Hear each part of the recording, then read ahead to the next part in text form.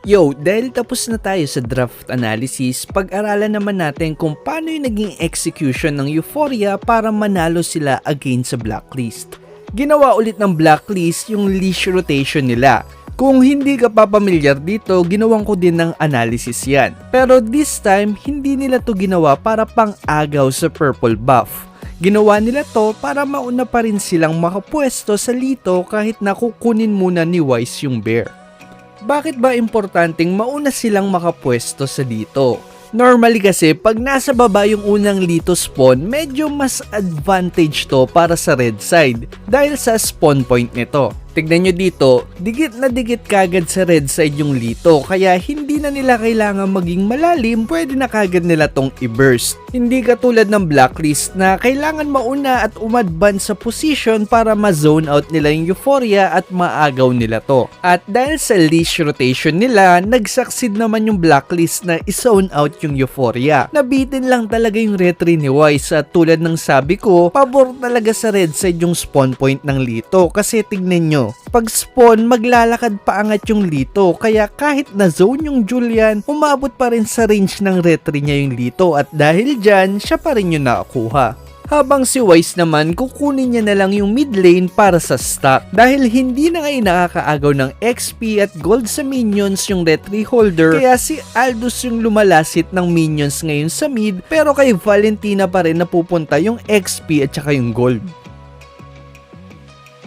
May ilang conditions nga lang kayo na dapat tandaan para magawa nyo to na maayos. Pamilyar na ba kayo sa mga yon? Comment nyo na lang sa baba kung gusto nyong gawan natin to ng Aldous analysis.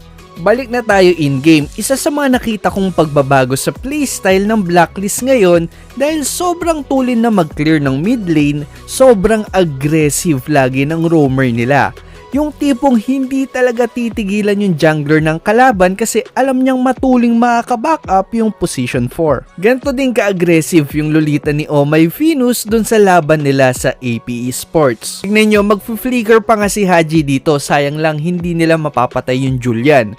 Pero pressure kung pressure talaga yung binibigay nila sa jungler. Aatras sila ng konti pero hindi pa rin sila titigil.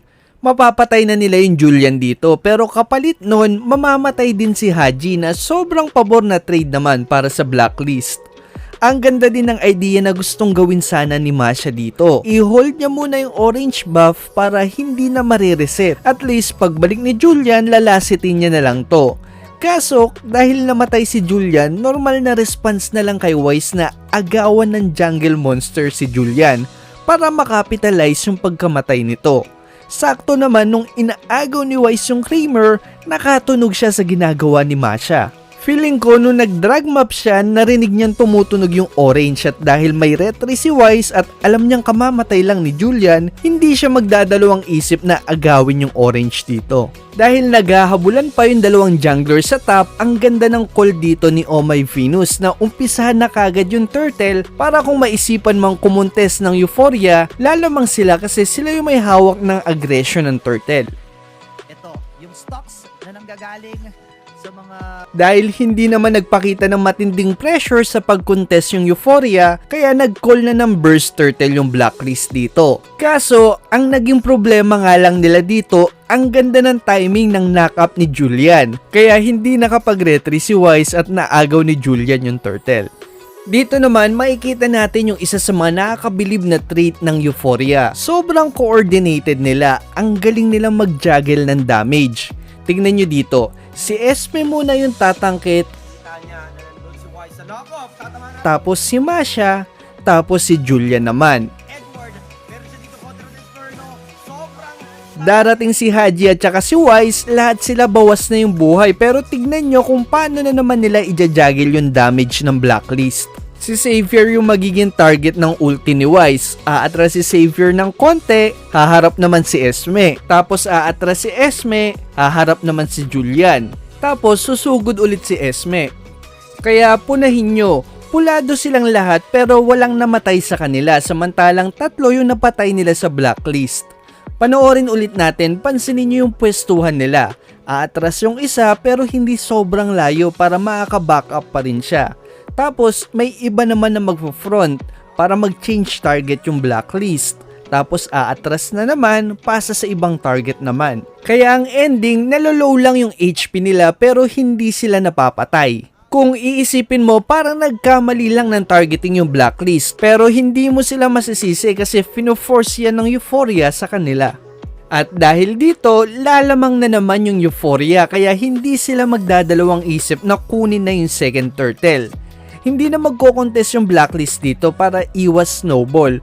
Total late game naman talaga yung lineup nila dahil sa Aldous at 1-1. Pero dahil sa clash at second turtle, nakakuha ng momentum yung Euphoria. Kaya tignan nyo, magiging sobrang confident nila to the point na confident nang pasukin ni Julian yung Aldous sa mismong tore. Kompleto nila ngayon. Andito na naman yung lock-up. Si Wai sa kanilang punteriya.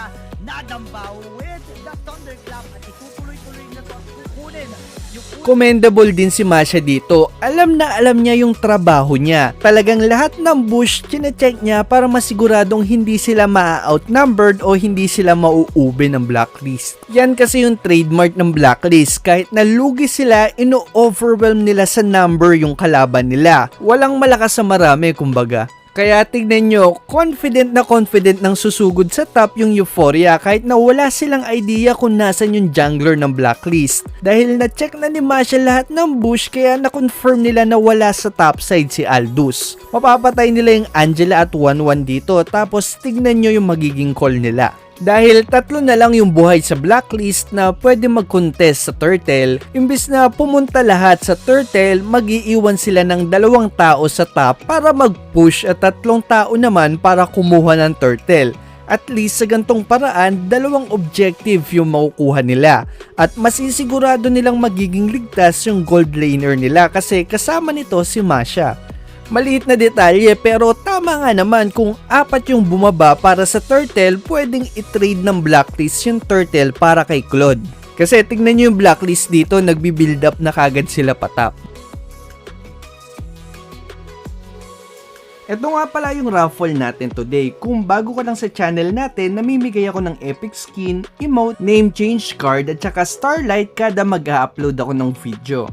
Ang kailangan nyo lang gawin ay mag-subscribe, i-like tong video to at mag-share ka ng tips or experience mo na connected sa topic natin. Para to sa mga subscriber natin na nag-uumpisa pa lang at gusto pang matuto. Lahat ng comments dito ira-raffle ko sa susunod na video. Ito na muna yung raffle natin ngayon. Ang mapapanalunan mo ay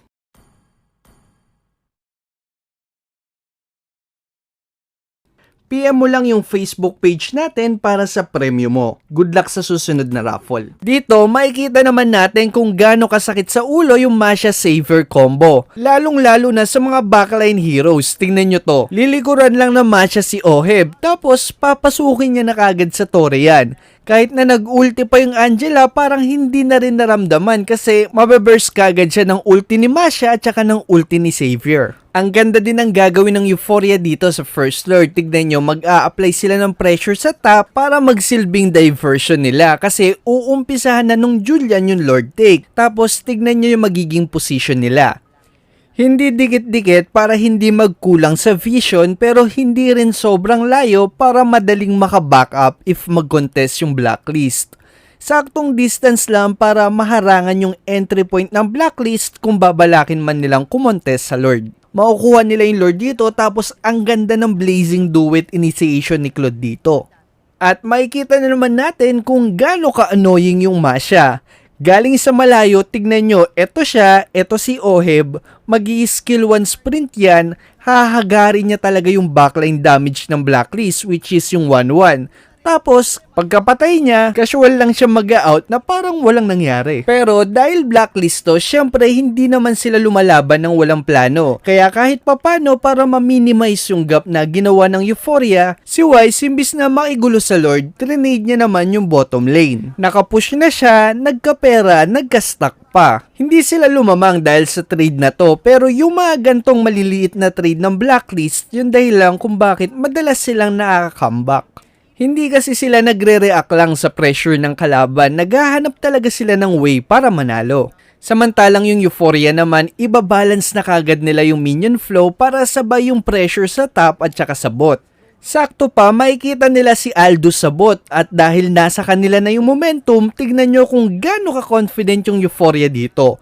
Kahit sobrang lalim na sa tore, talagang pinasok nila si Aldous. Makakapag-ulti pa si Angela dito kaso dahil may Esme, wala na ding matutulong yung shield sa kanya.